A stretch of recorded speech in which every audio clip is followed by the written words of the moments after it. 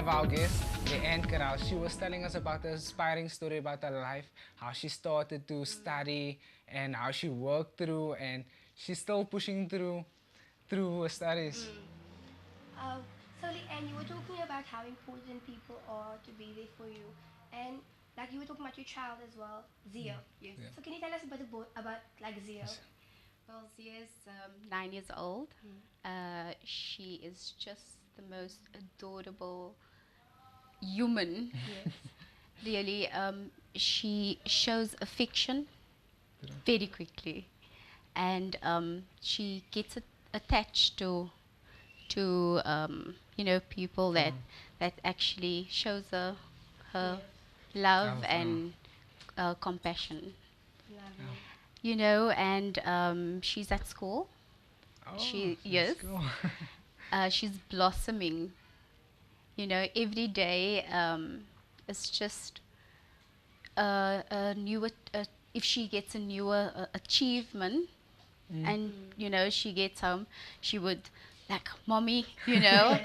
and Say it. yeah, with writing her name, and she would show you that that's a Z for Zia. And I think I also have a bit of influence with education because Yes. of We're being a teaching. Teacher. Yeah. teacher. It's amazing to see how she went from that syndrome and growing up to be a strong woman now. Like this strong young girl, and she's like, I can see now she's helping herself and everything. It's amazing, Mm. right? So you were talking about like Zia and things, and how she's like learning and things like that. How do you feel like not just about Zia, but like as children like Zia? Well, children they are not the same. You can't put them or classify them um, the same. They do learn in different ways, and with Down syndrome, they develop on a different level. Their development is delayed. Like Zia was 2 when she started to walk. So, yeah, and as they grow older, I think the gap actually where you can see the difference between a normal, able And the child child. uh, is much bigger Yes. than a child with a Sounds- disability. So you talking about like about all these things that Zia has to face, and I believe that it's not just Zia, but like the family as Yes, well. So how does the family cope and things like that? Well, now it's okay. When she was a baby, I was, I didn't know how to, you know, um, handle the situation. handle the situation because we didn't get counseling or anything. Yes. Yeah. And I had to do some research, yes, and that is how I equipped myself to deal with the situation in a better way.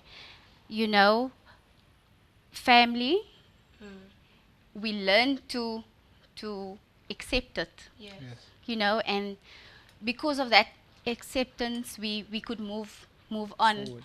Yes. When she was a baby, I was thinking the other day that um, when she was in the pram, it was easier for me to, just hide her because I felt ashamed, Yes. just hide her. But as she grew older, Yes. she became aware of her surrounding, and I couldn't hide her anymore. Yes.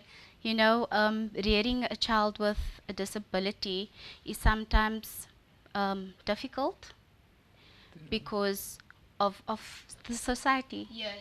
Jesus. Because I think they're not really accepted Accepted, yeah. yet, because all they see is the disability. Yeah. Oh. So, yeah, you can go. Okay. So you were talking about like how Zia, how society doesn't accept it, and I feel like because they're so used to everything being the same that they can't accept difference. So what is your like view on this? How do you as a mother feel? Well, I am very actively involved in the community, Okay, and I would like to change that. I would like to change the community's viewpoint, because what I want is them to accept it, Yes. first of all, but accept them as the person that they are, For and for who they are, yes. for who they are, and not their disability. Disabilities. Yes. Because if we do that, we can tap into their potential. Yes, absolutely. So tell us about the community work that you are in right now. Well, I am currently busy with the Dad Youth Mentoring program. Yes, I was approached. This is my second year.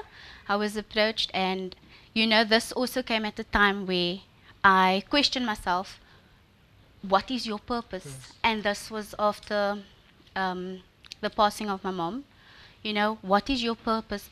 What change can you bring?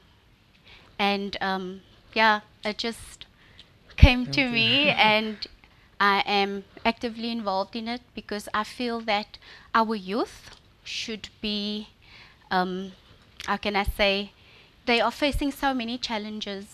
And because of the youth, the program, the DAD program, we can help them to, to build their Their self-esteem, self-esteem. put them on the right path You've to got them- make yeah. Yes. better choices. Choices. Yes, I believe that when some people don't see it as like investing in a child, because I believe the reason why people fall into gangsterism and things like that, because they don't know, like they don't have direction, and they don't have like that self-esteem, Self-esteem. or they don't have the confidence to, To say say no. no. So like tell me a bit about this program and how you feel about the program, and Program. how you feel about investing in youth.